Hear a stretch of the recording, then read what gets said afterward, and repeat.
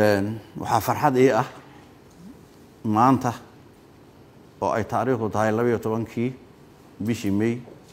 2022 5 sano mise 6 sano ku dhawaad kadib in aan dalkaygii la igu soo dhaweeyo oo ra'iisul wasaarihi xukuumadda mudane Maxamed Roble golihiisii wasiirada golihii labada gole baarlamaanka iyo guud ahaan hay'adihii dawladda ay si fiican ugu soo dhaweeyeen mudane ra'iisul wasaare waan kaaga mahad celinayaa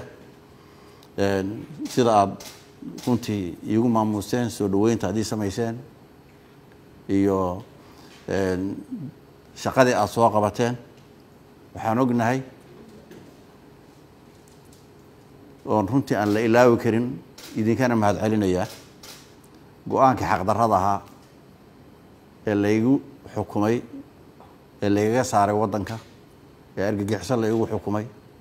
inaad ka daba tagtaan oo meesha ka saartaan aad iyo aad baan ugu faraxsanahay way idinka mahad celinayaa sidoo kale waxaan jeclahay iyagana inaan u mahad celiyo baarlamaankii labadii gole shacbiga Soomaaliyeed oo ayaguna si buuxda u qaadacay go'aanka xaq darrada iyo karaama darrada ee ka soo baxay xukuumadda xilliga jirtay ee go'aamisay inaan anigu argagixisahay ururkayguna argagixisayahay waa idin mahad celinayaa dhamaantiin mudane ra'iisul wasaare inaad igu soo dhaweysaan oo maanta aad ugu qaabishaan meeshii uu ka dhacay jawrkii daaru nadwa meeshii macna waxa la yiraahdaa waan filayaa meeshii nabiga loogu tashaday yani meel kasto xaq darro lagu fuliyahay way haboon tahay in xaq lagu daahiriyo meeshii shalay laygu xukumay inaan argagixisahay go'aankii foosh xuma iyo xaq darradii layga sameeyay aniga qadiyada Soomaaliyeedba inaad maanta ugu soo dhaweysaan aad iyo aad baad ugu mahadsantihiin aad baan ugu faraxsanahay shacbiga Soomaaliyeed guud ahaan iyo qadiyadan anigu iyo idinkuba aynu wada lahayn u dagaalameynayna runtii waxay ahayd arin oo farxad iyo guul iyo sharaf oo ay ka wada hambalyeysay bay ahayd waxaan jeclahay inaan marka dhowr kelimo oo yar yar inaad intaarto hadii Ilaahay yiraahdo koow wixii dhacay iyo cidii geysatay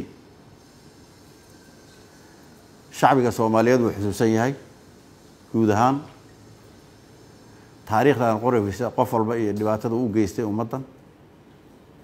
iyo tii qadiyada wada gaadhayba dadkii taa inoo geystay waxay la tahay inay tahay arrin waajiba dhamaanteen inaan dib loo wada xisaabtano shacbiga Soomaaliyeed dib loo xisaabtano nasiib darro iyadoo aan ognahay dhowrkii sano ugu dambeysay inaynu ku sugnayn xaalad jahwareer ah mugdi siyaasadeed oo bantilaan dawladeed iyo qiyaas aan la garan karin meesha aan ku dambeyn doono cidii dhibaatada ay noo geysatay mar kale inay leedahay han ah haddaad dhiman weydeen mar kale na soo doorta na soo celiya si aan idin wada baabiino waxa isweydiin leh dadka hankoodu noocaya 5 sano halaagaan soo marnay 5 sano huba talaabaan soo marnay waxaan ku noolay nolol barsakha waxaan ku noolay xilli laga qoosay dawladnimada ummadda Soomaaliyeed xilli uu burburay systemkii dawliga ahaa xilli wax isku xidhan oo san jirin hay'adii dawladdu kala xiriir furteen dawlad goboleedyada dagaal la wada geliyay waxaan burbur qaran baa inagu dhacay ummadda waxa sameeynaysa ee maanta mar kale doonaysa inay dib isu soo diyaariso waxa fiican lahayd inay intay hortimaado ummadda hor yimaadaan ay fasiraan wixii dhacay muxuu ahaa maxay idinku kalifay miyay xanuunsanayeen oo caafimaad baa u kordhay macruur bay ahaayeen oo maayni baa u kordhay waa inay ka cudur daartaan wixii dhacay waa inay horta ummadda ay uga cudur daartaan ama ay qaataan mas'uuliyadeedii halkii loo baahnaa inay ummadda Soomaaliyeed dhibaatadii gaadhay uga tacsiyayaan raalli gelin weydiistaan maanta mar kaleeta inay yidhaahdaan dib ha naloo soo doorto runtii waa arrin aad iyo aad nasiib darro ah waxaanse rajaynaynaa maalinta axadda ee soo socota oo ku aadan 15 May oo ah maalinkii halgamayaashii SWL soo saamahay oo ah maalin ummadda Soomaaliyeed u suntan sharaf iyo karaamo iyo xorriyad ugu suntan maalintaas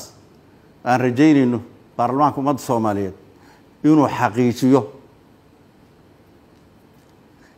in ayagana lagu ciqaabo waxay mudnaayeen ummadda Soomaaliyeedna ay u dooraan dadkii samata bixin lahaa inaguma leh xaq inaguma leh inay maanta xil ina weydiistaan wax xaq loogu leeyahay ayaga in dhibaatadii ay geysteen lagu la xisaabtamo dabcan waana lagu la xisaabtamaya waxaan jecelahay inaan hadalladeeda inta badan dib u dhigto haddii ilaahay yiraahdo oon mar si fiican oo kulanku aynu mar kale isugu soo noqono ra'iisul wasaare yaa rajaynaya mar kale waa idin mahad celinaya dhammaan idinka iyo shacbiga Soomaaliyeed iyo baarlamaanka iyo labadii soo gala waa idin mahad celinaya aad iyo aad baad u mahadsantihiin